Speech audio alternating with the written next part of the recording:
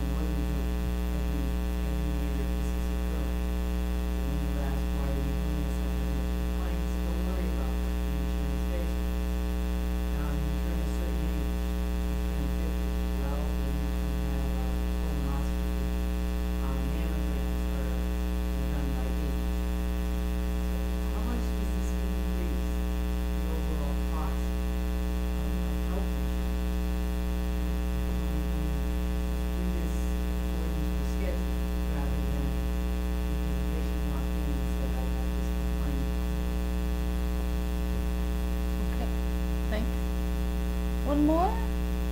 Yeah.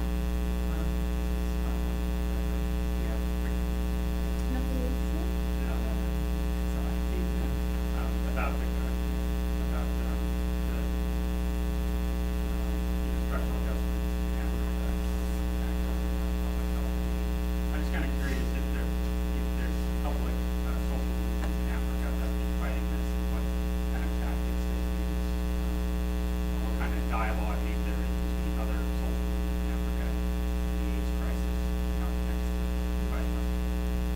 Okay. Let's just go this direction. oh, well, taking them in order.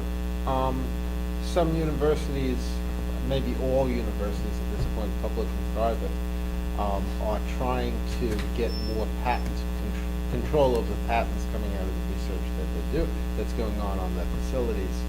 And this has become a major fight between faculty and the universities and the funders, who are often governments or like the National Institutes of Health, National Science Foundation. I mean, it's part of the general process in this country that we've been commodifying everything, including ideas. Hey, they're trying to commodify genes and, your genotypes. So this is going on with some success. I mean, and this is also part of commodifying education, because public universities are being told, as UMass, you've got to raise your own money. And one place you raise your own money is by taking control of your faculty research and turning it into a product, a patented product that you can sell. So this is going on, but most of the revenue goes to drug companies. I mean, the 7 largest drug companies have earned over $10 billion for each year in the last decade. These are phenomenally successful companies. The only sector of the American economy with higher profits or higher profit rate than the drug companies are the health insurance companies. You wonder why we don't have rational health healthcare reform in this country. It's because there's so much profit in those two industries. And some of the profits seep over to doctors and hospitals and clinics. This is an area that I don't know all that much about, certainly not about what is proper medical procedures, but there's no question that with the for-profit system, some doctors have been buying into this, literally buying facilities, buying MRIs, buying x-rays, etc., and then, profiting from the procedures. I mean, this goes on. Even more than the doctors, though, are the hospitals, who are gatekeepers to much of the technology that they control. There are for-profit hospitals, about 15% of the American hospital beds, and not-for-profit, most of the rest. But they all basically act the same way to maximize revenue by conducting procedures. Just to give you one quick example, I was talking to a prominent physician, and he explained to me that if you walk into Mass General tomorrow with an MRI done tomorrow morning at Bay State or any other hospital or any other place in the United States, you walk into Mass General with this complaint, they will do another MRI. They will not accept an MRI done anyplace else, and they will bill for $1,000, $1,500 for that extra MRI. You hear about these types of things, excess procedures happening all the time, contributing to an estimated 200,000 excess deaths in the United States because of improper medical care. Wait, sorry. Oh, no. Sorry. Kiaran now. Yeah. Sorry, let's just save it. Next Yeah, round, yeah, next yeah. round. But do you want to answer that? So you can answer all of them. Oh, the right? structural adjustment movements? No. The cost of healthcare. Oh, I thought I did, yeah. Oh, Yeah. okay. Sorry. Yes, there is activism in Africa with, different kinds of activism in different countries. They've been fighting for, to get generic versions of drugs, for example, to not only get the patented versions. Treatment Action Campaign in South Africa took the South African government to court and required them to make treatment available at the moment when they had a president who denied that HIV caused AIDS and wouldn't make treatment available. So activism has been really important in a number of African countries. What's also really good is that AIDS activists in many African countries have really connected with and worked alongside American activists. So especially there's a group called HealthGap that's based in DC and New York, and they work in Philadelphia. Several members of HealthGap have ended up then moving to and spending years working in Lesotho, in Kenya, in Uganda. So they're very good interconnections, I would say, among them. But it's still a huge battle. The IMF, getting the IMF to change their policies, it's not an easy thing to do. But I do think there's very impressive activism going on there. I mean, they face difficulties. For example, it's hard for them to connect across countries within Africa because it's very expensive to travel from Kenya to, Zimbabwe, for example. So that reduces some of the possibilities, I think, for connections among the activism. But there is a lot going on. So let's take another round. I see you. But I just want to give other folks a chance. Yeah. Thanks for all the presenters.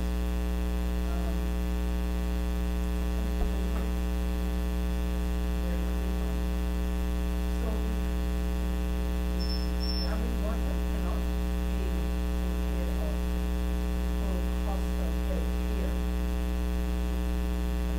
You have a administration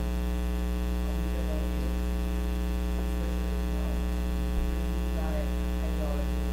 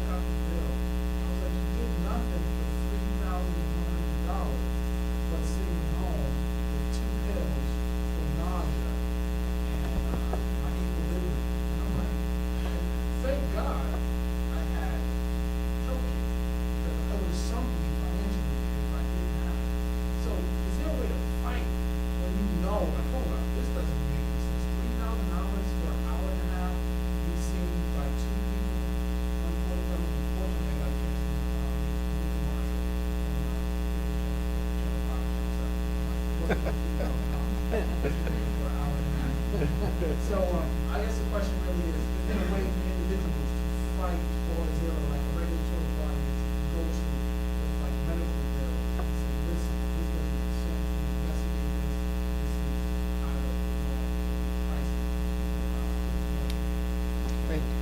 Okay. We'll take the first one. Your question is exactly on a really important point, which I think is a larger issue even than healthcare. Yeah, how do they expect people to survive? And the answer is, I think increasingly, American capitalists don't give a damn. There's been a real change in American capitalism. When I was young, radical economists, like the people who started this department at UMass, talked about the labor accord, where, basically the liberal capitalists had worked it out with the unions, whatever. And then that was already becoming clearly wrong because even in the 70s, capitalists in America were, conducting a war against unions.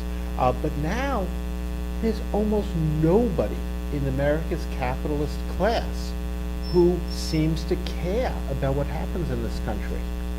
Their attitude has become like Welch of GE, that his favorite production facility is a barge that he can go from country to country. And if everybody in the United States dies of something, not to mention Uganda or someplace where they could even, but they don't care.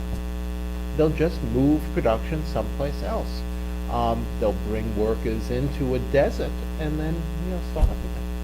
So I think the answer is that they don't care. Yeah, I'll let others take on the second one. Karen? So the effects of activism has been having, what there hasn't been that much activism about yet is this issue of care in the African countries that I'm talking about. There have been some really interesting examples. So there was an organization in Cape Town, South Africa, called Walanani, that they do crafts like with HIV-positive women, and then they sell them to shops in England and the US and so on. But they also developed a project where they were training them, caregivers, to think of themselves as entrepreneurs in a sense, or as business people. That what they were doing was a service they should be paid for. So they would train them in the caregiving, but then they would train them to write resumes. They would train them to think about who's going to be your employer, where do you get an income. So that was a really interesting model. It doesn't seem to be going anymore as far as I can tell. Or another example of an interesting kind of organization is a group that started in Kenya, in Nairobi, called the Movement of Men Against AIDS in Kenya. And what they did was they trained men to be caregivers and to take responsibility for each other within the group. So that was a really interesting model. I haven't heard much from them lately, so I don't know, whether it's growing in the way that I would hope it would grow. Most of the activism that's been happening has been more around access to drugs. And that, the thing about working on HIV, I've been working on HIV since I became an AIDS activist, I always say, in 1999 when I was working in South Africa. I had some experiences that kind of turned me into something I hadn't been. And at that point, I thought the idea of making treatment available for the huge number of Africans who were in the process of becoming infected was a complete impossibility. And 10 years later, it was being rolled out in this amazing way. And I put that very much down to the work of activists in the US also, and somewhat in Europe. But a lot of African activists played a fantastic role in that. So that's been huge. The impact of that has been huge. It continues to be a struggle because now there are these nitty-gritty issues of if you develop resistance to the first line of therapies, will you have the second line? Will there be generic versions of the drugs once you move beyond the older drugs? Once you need the more recent drugs, are there going to be generic versions? Where will they come from? How is all of that going to work? These kinds of issues continue to be a battle. It doesn't get easier. And there are still a lot of people who don't have access to the drugs. So it's a continuing battle, but there is, I think, some really exciting activism happening with results.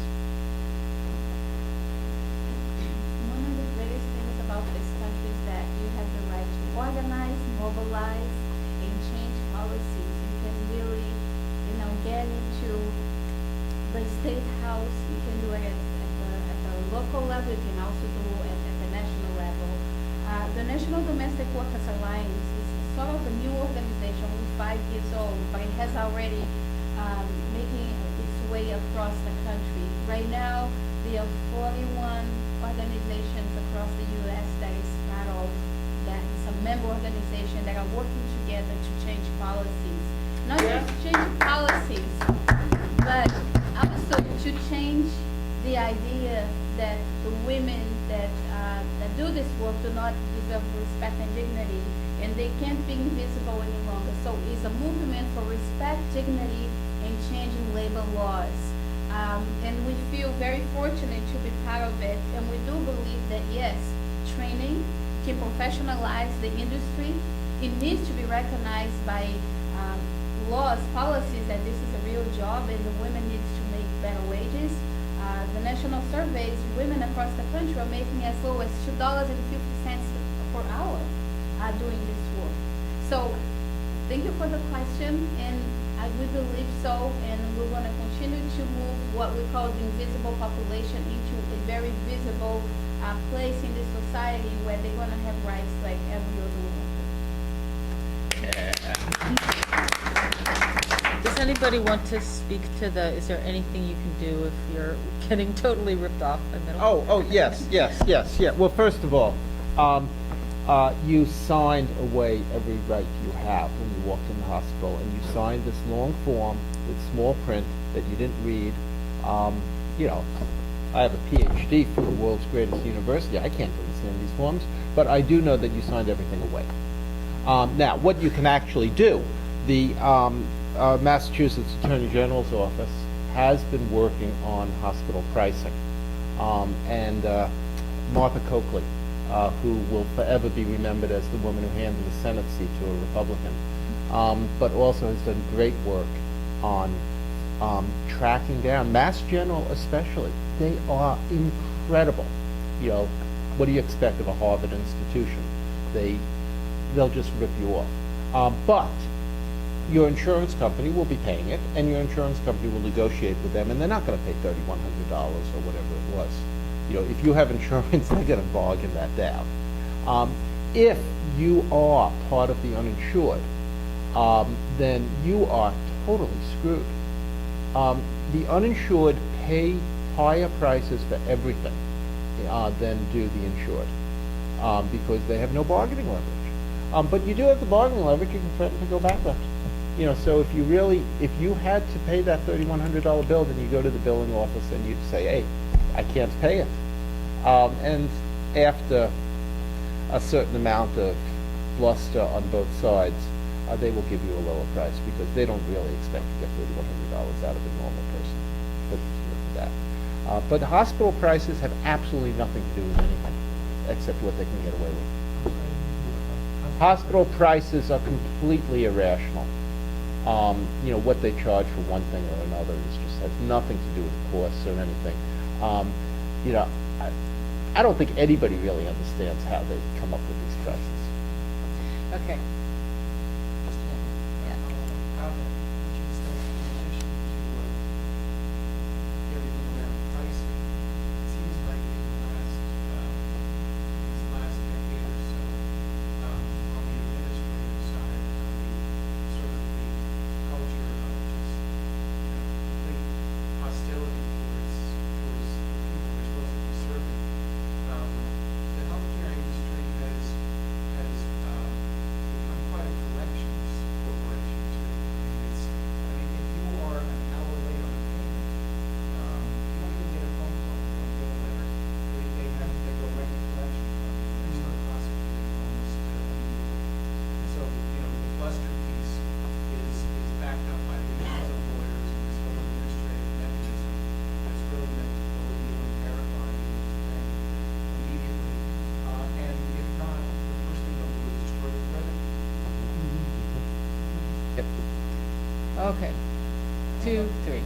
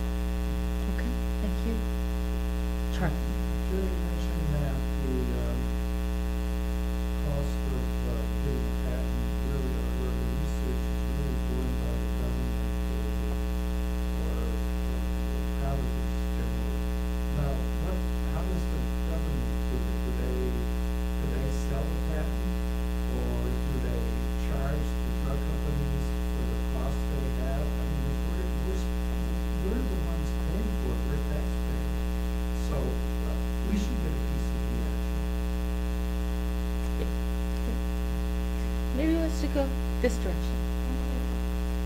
That's quite interesting question because right now less than 10% of domestic workers in this country have health insurance.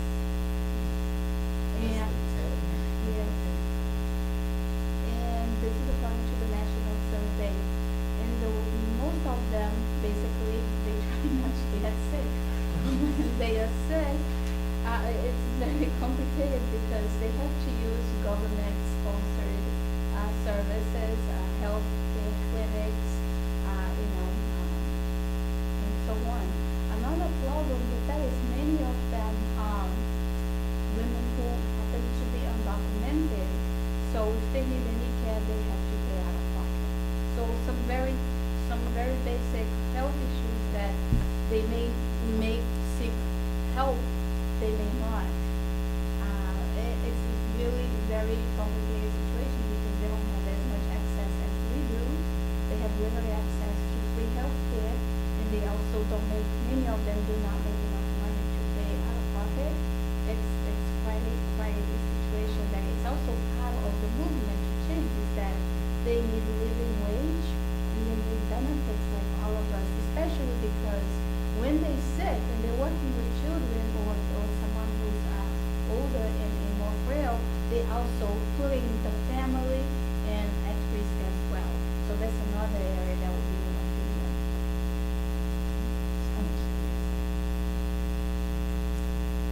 Answering your question, I mean, so when it comes to paid, healthcare like medicine, when there's now a situation in many countries, in many African countries, where antiretrovirals are being rolled out. They're not available everywhere in the country, but if you're in an area where they are available, they're free.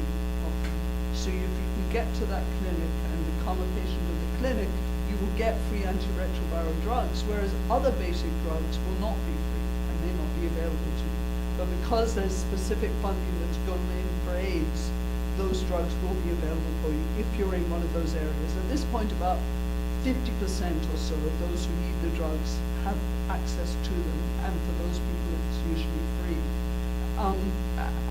As for the other question of who's going to take care of you, I mean, if you're in a family situation, what we found in this fieldwork in southwestern Uganda, we were in a village there in the mountains, and we found that once someone fell ill, if someone had been taking care of another family member and that family member passed away and then they themselves fell ill, what tended to happen in most families that we studied was that one young person would essentially be sacrificed by the family to the needs of the person who was ill. So one person, one kid would be pulled out of school and would be doing the brunt of the work, where the others, they would try and keep the others in school. But what was kind of upsetting for me partly was it didn't seem as though it was community support. I would say, well, couldn't there be some way of people mobilizing as a community so that those kids can stay in school and they support each other's more? But in this particular community, that really wasn't happening. And, there are historical reasons for that. They lived near the border with Rwanda, the genocide spilled over, then you had the AIDS pandemic, then you had this economic difficulty that's been going on in that area in particular. But the effect then was that the impact was really concentrated within the household, and we tend to get focused on one child in particular, who get pulled out of school, would do a lot of caregiving, and then you could see that their future prospects were not too good as a result. I was on a outside reader on a dissertation in, I think it was from Colorado, but it was a survey of domestic workers, and the answer about what they do when they get sick is, as you said, they die. They don't get sick. They often would go back to the country if they're sick enough.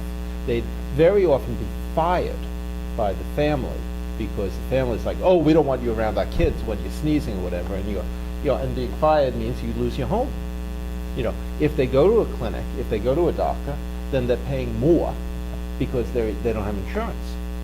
So, and a great many of them in the Colorado survey anyway were undocumented. which means that they're not eligible for government programs, they're not covered by the Affordable Care Act, they are not eligible for many public health clinics. So they are just totally screwed. You're absolutely right. It is scandalous. I mean, the NSF and the National Institutes of Health, these are huge government agencies subsidizing this research, pouring money into basic research, and then setting it free. Ideas should be free, and that's great. I agree. If you get NSF money, you cannot, charge for the distribution of your information. It's public record because it's paid for by the government. That's right. So as a country, as a people, we don't collect directly. But of course, the drug companies take that information out of the public domain, tweak it just enough that they can then patent it, claiming that this is their own research because they did that little tweak. As I said, they will take something that has passed into the public domain, change an inert ingredient in a pill, run it by the FDA. The FDA will say, well, it is safe and it is effective. That's fine. That's all we judge. And they run it by the patent office and say, well, it's something new because we changed that inert ingredient. We changed the color. We could, yes, absolutely. Everything that we've talked about. I mean, I've noticed the optimism runs from the most recent immigrant to the English-speaking immigrant to, the American who's like, oh, fuck, we're screwed.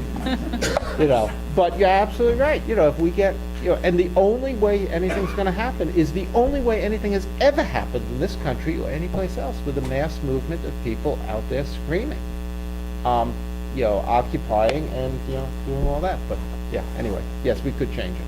We should.